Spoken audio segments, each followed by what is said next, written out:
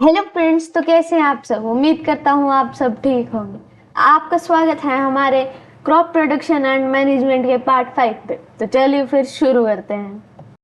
Modern methods of irrigation कि जो आज के समय के मॉडर्न मेथड्स हैं वो कौन कौन से हैं। Modern methods of irrigation help us to use water economically. जो मॉडर्न मेथड्स ऑफ इरिगेशन है वो हमें मदद करते हैं कि हम पानी को इकोनॉमिकली यूज कर पाए। The main method use are as follows कि जो मेन मेथड है वो कुछ इस प्रकार है। First, sprinkler system. This system is more useful on the uneven land where sufficient water is not available. Sprinkler system है ये सिस्टम वहाँ पे ज़्यादातर यूजफुल है जहाँ पे अनइवन लैंड है और वहाँ पे पानी की कमी है।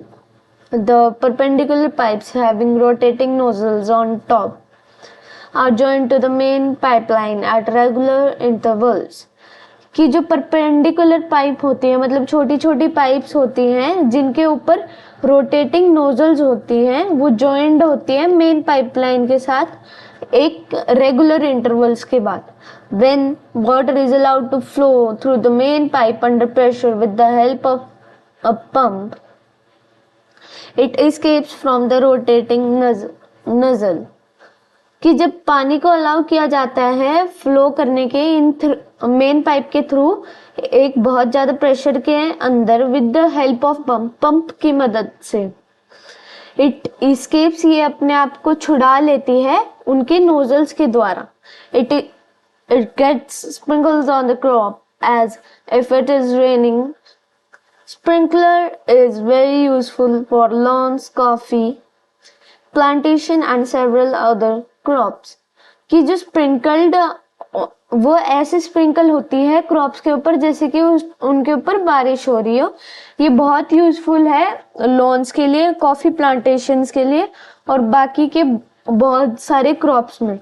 ये फिगर 1.5 बी है, ये ड्रिप सिस्टम का है और जो फिगर 1.5 ए है वो स्प्रिंकलर सिस्टम का है। इसमें आप देख सकते हैं कि जो ये चीज है पंप, इसे हम पंप बोलते हैं। ये यहाँ से फिर मेन पाइप में पानी जा रहा है, ये पानी जा रहा है आगे फिर वो और छोटी छोटी पाइप में जाके कन्वर्ट हो रहा है और ये नोजल्स के द्वारा बाहर निकल रहा है।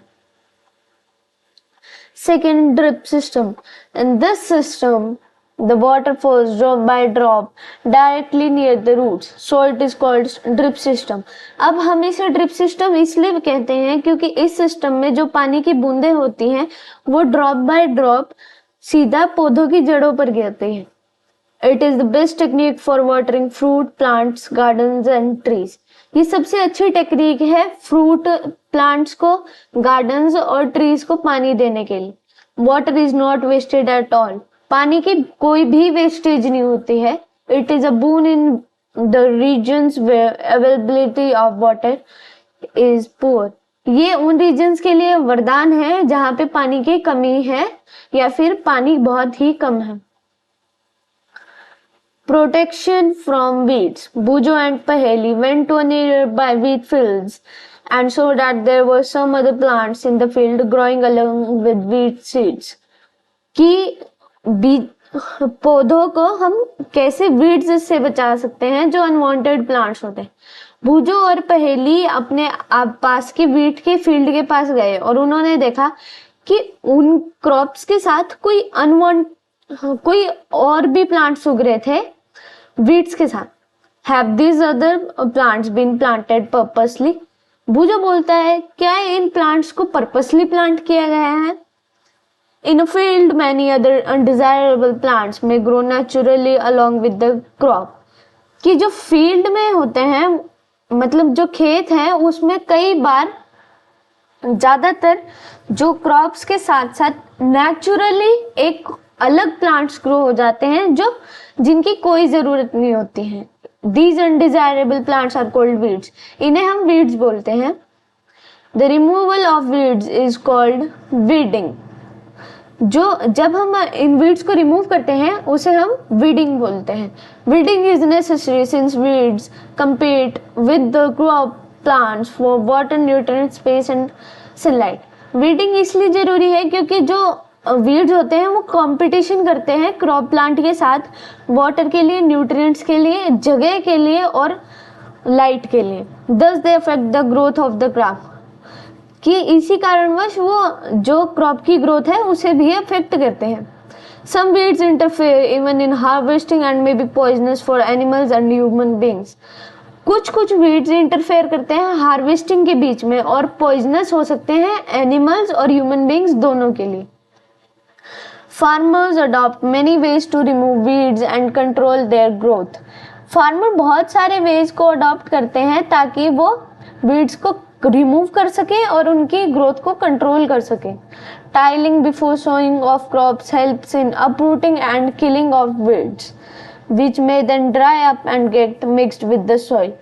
कि जो टाइलिंग या प्लोइंग है वो सोइंग ऑफ क्रॉप से पहले करने से हमें मदद मिलती है अपरूटिंग में और किलिंग ऑफ वीड्स में। which may then dry up, कि ये बाद में ड्राई अप भी हो सकती है और मिक्स्ड विद सॉइल भी हो सकती है। The best time for the removal of weeds is before they produce flower and seeds। कि जो बेस्ट टाइम होता है रिमूवल ऑफ वीड्स का वो होता है इससे पहले का समय कि वो फ्लावर्स या फिर सीड्स को प्रोड्यूस कर लें। The manual removal includes physical removal of weeds by uprooting और cutting them close to the ground from time to time.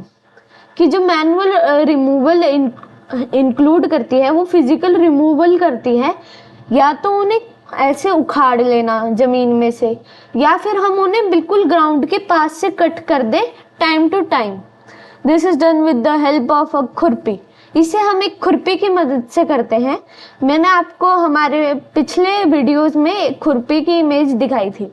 A seed drill is also used to uproot weeds.